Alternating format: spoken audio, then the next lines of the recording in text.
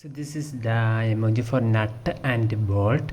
I created this nut and bolt emoji in my Windows computer. So open the Microsoft Word in your computer, and after that you must type like this 1F529. So you must type like this 1F529. So if the F is a capital letter or small letter, it does not matter here. So you must type like this 1F529, and after that you can see in your again go to your computer keyboard, and this is the Alt key and this is the S key. So you must press this Alt key and S key. One of your fingers should be in this Alt key, and at the same time you must press this S key also.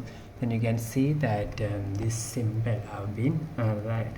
So after typing 1F529, you can create this nut and bolt symbol in MS Word by this simple method, pressing these two keys at the same time. Hope this video is useful. For more videos, subscribe. Thank you.